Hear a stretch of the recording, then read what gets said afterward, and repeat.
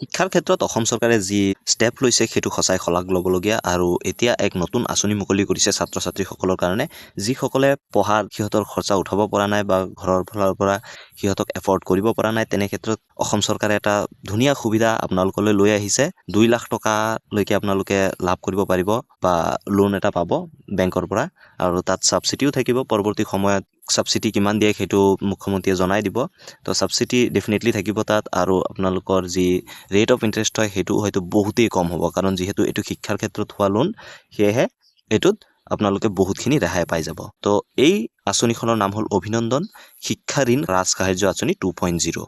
তো ইয়াৰ যোগ্যতা কি সেইটো আপোনালোকক কম যিবিলাক ছাত্ৰ ছাত্ৰীয়ে অসমত বা অসমৰ বাহিৰত পঢ়ি আছে আৰু অসমৰ বাসিন্দা হয়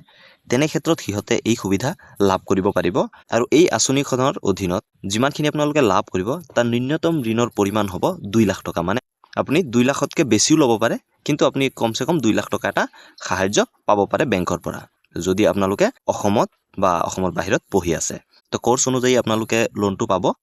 তো বেংকৰ পৰা আপোনালোকক সকলোখিনি চাব কাগজ সকলোখিনি চাব চোৱাৰ পিছত আপোনালোকক লোনটো দিব আৰু সেই লোনটো আপোনালোকে কেনেকৈ লাভ কৰিব বা সেই সুবিধা আপোনালোকে কেনেকৈ লাভ কৰিব পাৰিব তাৰ কাৰণে পৰৱৰ্তী সময়ত ভিডিঅটো লৈ আনিম অনলাইনত এপ্লাই হ'ব আপোনালোকে মোবাইলৰ পৰাই অনলাইনত এপ্লাই কৰিব পাৰিব তাৰ কাৰণে মই ভিডিঅ ডিটেইলছ কে লৈ আনিম যে আপোনালোকে স্টেপ বাই স্টেপ কেনেকৈ সেই এপ্লিকেশন প্ৰসেসটো কমপ্লিট কৰিব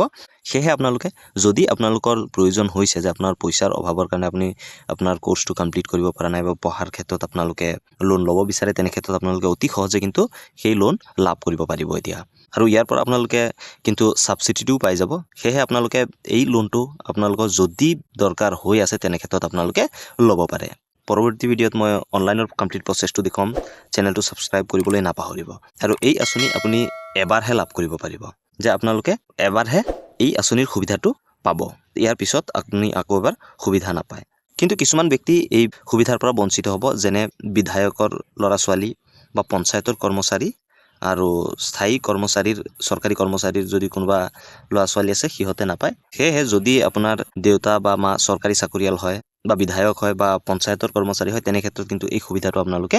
লাভ কৰিব নোৱাৰে তো এইটো ভিডিঅ থুলমুলকে ইমানে ক'বলগীয়া আছিল নেক্সট ভিডিঅত মই আপোনালোকক কমপ্লিট প্ৰসেসটোৱে দেখুৱাম আপোনালোকৰ যদি আৰু কিবা ডাউট আছে তেনে ক্ষেত্ৰত আপোনালোকে কমেন্ট সেকশনত নিশ্চয়কৈ সুধিব মই ডেফিনেটলি আপোনালোকক হেল্প কৰি দিম ধন্যবাদ জয় অসম